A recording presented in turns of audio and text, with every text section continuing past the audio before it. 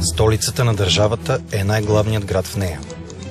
Обикновено столицата е градът, в който се намират правителството и другите висши органи на държавната, законодателна, изпълнителна, съдебна власт, държавният глава, парламентът, Върховният съд. В монархиите столицата често е там, където се намира кралският двор. Самата етимология на столица идва от престол.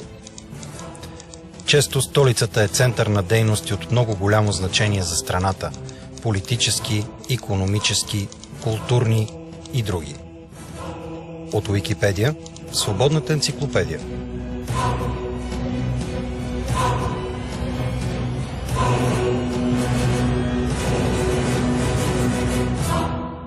От създаването на българската държава през 681 година до днес, изследователите наброяват 10 града, изпълняващи функциите на нейна столица.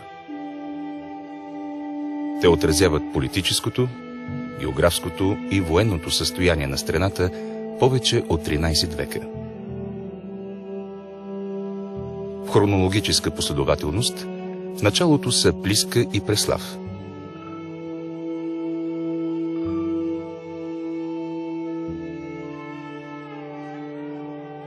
Двете столици са свързани с българското държавно управление, наченато от първодържавника Хан Аспарух, преминаващо през реформите на княз Борис и достигащо до златния български век на цар Симеон.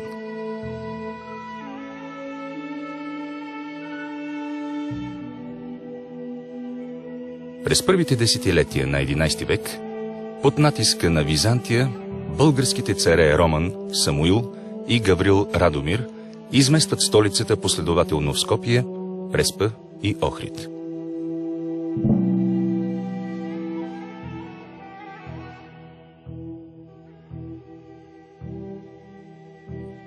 Военни загуби сполетяват и Самуиловия племенник, цар Йоан Владислав, принудително изградил Битоля за нова столица.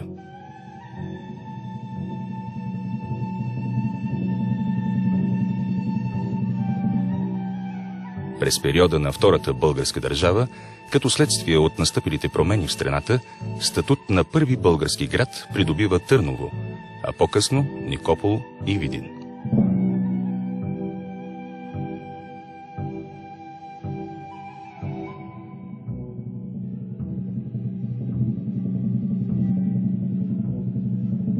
След столетие национален гнет, 10-та поред българска столица се ражда на 3 април 1879 година.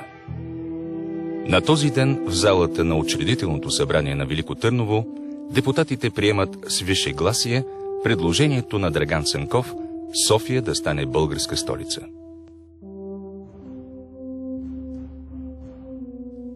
След избирането на София за главен град на новоосвободената част от страната, тя се превръща в притегателен център за всички будни хора, които остават извън чертите на свободното княжество.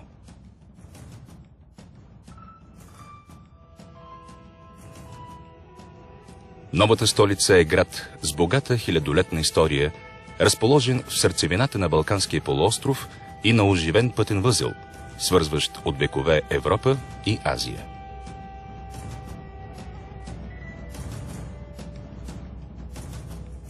След 3 април 1879 година тя бързо се издига в йерархията на българските градове, променяйки рязко облика си. За късо време тук се съсредоточава елита на нацията, включващ политици и общественици, преподаватели в университети и учени, публицисти, творци, интелектуалци, банкери.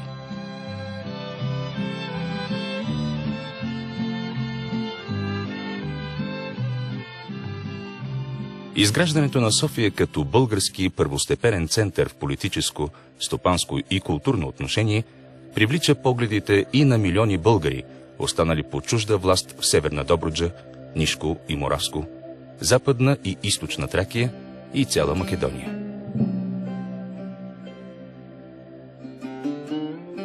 Етнодемографската структура на населението показва, че бежанците в София през 1888 година са 13% от цялото население на столицата.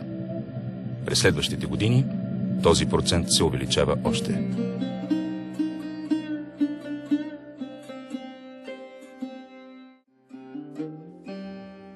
Сънародниците ни в останалата под турско владичество Македония нямат друг избор, освен търсенето на реализация в свободното княжество. Те пристигат в града след въстания, афери и войни за национално обединение.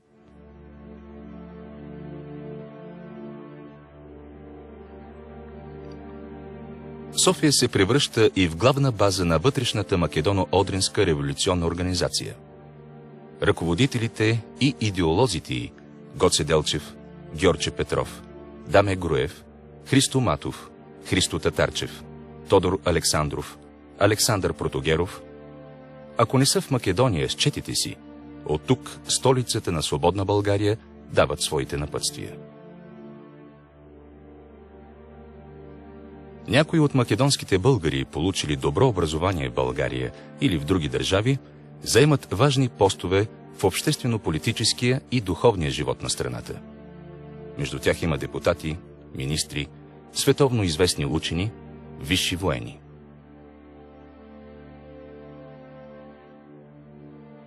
В първите години след обявяването на София за столица, на кметския пост застава Димитър Трайкович от Велес, а по-късно и популярният учен педагог от Щип Йосиф Ковачев.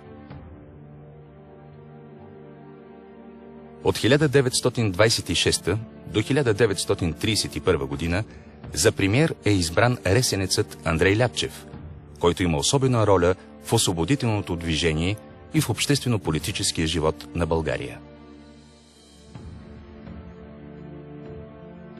Особено място сред македонските българи, потърсили подслон в България, заемат охридчани, възпитани според нормите на отколешни регионални традиции в просветно-църковното дело. Бъдещият български публицист и дипломат Симеон Радев, който в началото на 90-те години на 19 век е ученик в Охридската прогимназия, наблюдава като ресенец внимателно поведението на охридските жители. Той забелязва: една особена учтивост в техните взаимни обращения, един начин на живеене, който не прилича на европейския, но не и на ориенталския. Една култура, която изненадва човека, когато пристигне в Охрид и го очарова.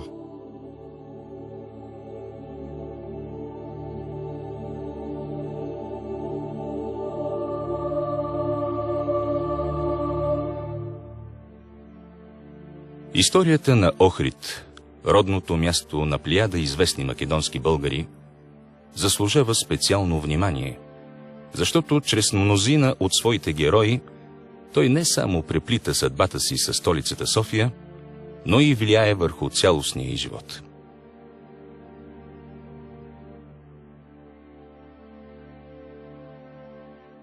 Няма друг български град, който в старо и ново време да е бил такъв важен възел в българската културна история, както град Охрид. Тази голяма духовна сила той е придобил несъмнено като наследие от вдъхновената творческа дейност на двамата Кирило-Методиеви ученици Климента и Наума.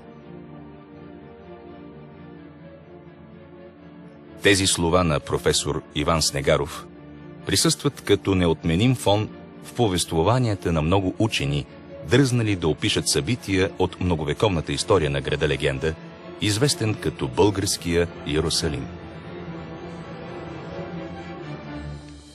Историческите данни отбелязват неговото начало към 6 век преди Христа. През следващите столетия той ще бъде превземан от различни завоеватели. През 349 година преди Христа от Филип II Македонски. От началото на 148 година преди Христа ще бъде подвластен на римляните. При царуването на Кан Пресиян ще бъде присъединен към българската държава, а неговите именити приемници, княз Борис I и цар Симеон, ще превърнат града във важен духовен център. В Охридската книжовна школа учениците на Кирил и Методий, Климент и Наум ще обучават на славянско четмо и писмо стотици ученици, дякони, свещеници и четци. По времето на цар Самуил градът става поредната пета столица на България. През 1375 година Баязид I превзема града и той влиза задълго в пределите на Османската империя.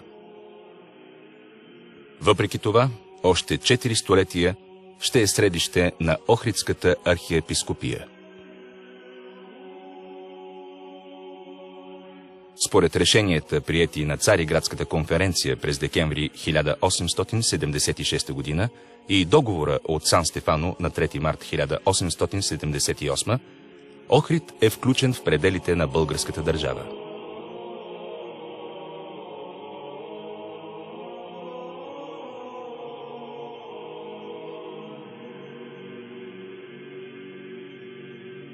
Берлинският договор обаче отдалечава мечтата на охридчани за живот под обща стряха с всички българи. Срещу гласуваната неправда следват съзаклятия, афери и въстания.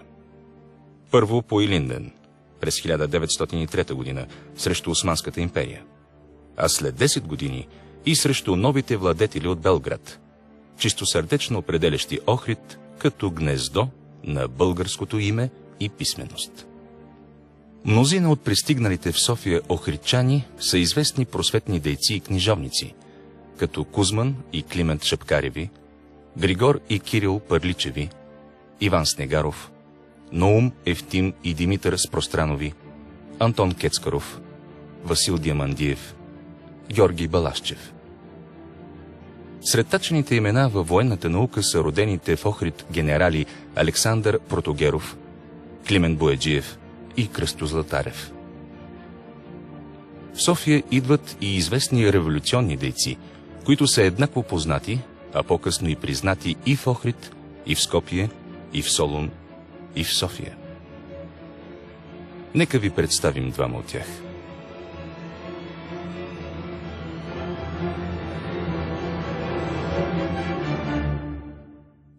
Кузман Шапкарев. 1 февруари 1834 Охрид, 18 март 1909 София.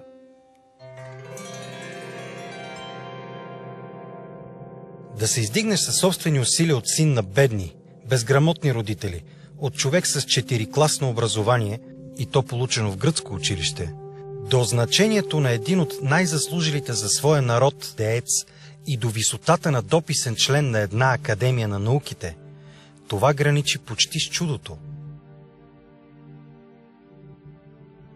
Тези думи на Иван Шишманов са за известния фолклорист и учител, книжовник и общественик, публицист и действителен член на Българското книжовно дружество, днес Българска академия на науките, Кузман Шапкарев. От 60-те години на 19 век Кузман Шапкарев изпраща дописки и статии в редица български периодични издания. Вестниците Българска пчела, Гайда, Дунавски лебед, Зорница, Македония, Марица, Право, Цариградски вестник, списание Читалище. В тях разказва за унищожаването на ценни старобългарски ръкописи. Спира се подробно на първите проповеди на български език в църквите, на първите преподавания на роден език в училищата в Охрид и Охридско. Полемизира не само с гръцките привърженици на Мегали идея, но неведнъж разобличава и опитите да се представят цяла Македония, част от Северна Албания,